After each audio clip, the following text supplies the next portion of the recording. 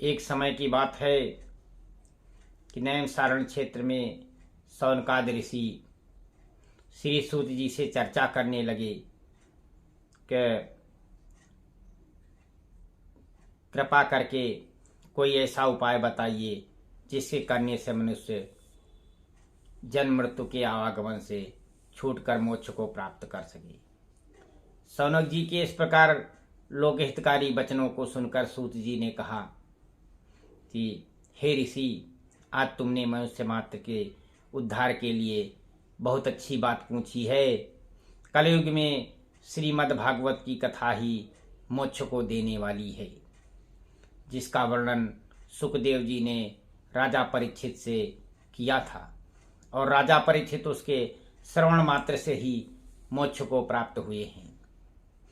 जिस समय श्री सुखदेव जी राजा परीक्षित को श्रीमद् भागवत की कथा सुनाने के लिए बैठे थे, उस समय देवता लोग अमृत का घड़ा लेकर आए और सुखदेव जी से कहने लगे, भगवान ये अमृत पिलाकर राजा परीक्षित को अमर कर दीजिए और श्रीमद् भागवत की कथा लोगों को सुनाइए।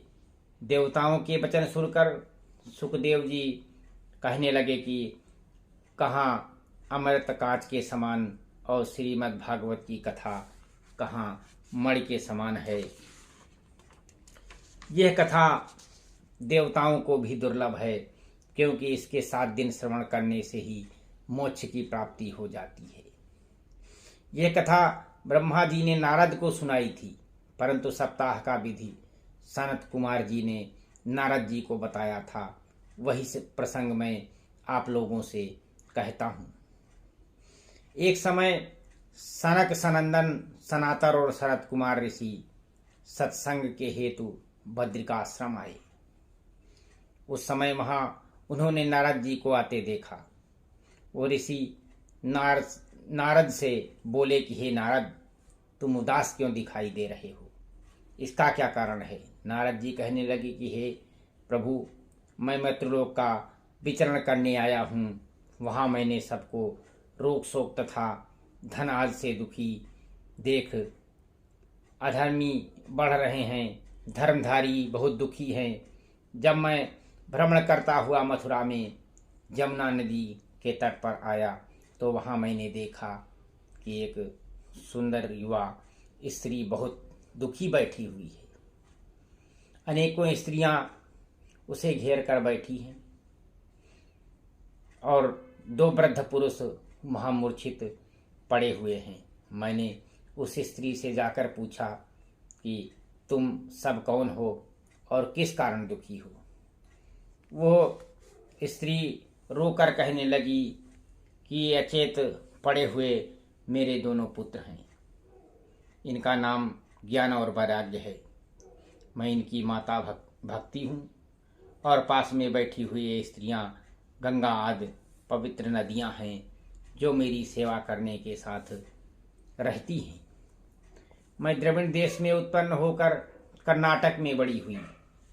युवावस्था में दक्षिण में रही तथा महाराष्ट्र और गुजरात में आते आते वृद्ध हो गई। अब मैं यहाँ आकर पुनः युवा हो गई, पर मेरे पुत्र वृद्ध और अचेत पड़े हुए हैं।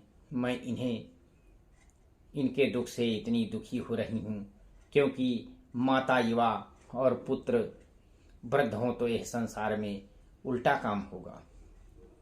नारद जी ने भक्ति से कहा कि इस समय कलयुग का प्रभाव है, इसमें सब लोग स्वार्थी हो गए हैं।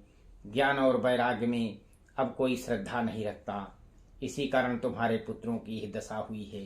परंतु यह ब्रज भगवान कृष्ण का सदैव वास स्थान रहा है, इस कारण यहाँ भक्त भी हैं जो तुम्हारा सम्मान करते हैं।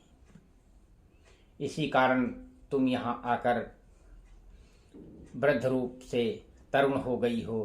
अब अपने हृदय की चिंता को त्यागो। इस क्षेत्र के निवासी कलयुग में भक्ति का त्याग नहीं करेंगे। नारद जी के वचनों को सुनकर भक्ति बोली कि राजा परीक्षित तो बहुत बलवान थे, उन्होंने इस दुष्ट कलयुग का संहार क्यों नहीं किया।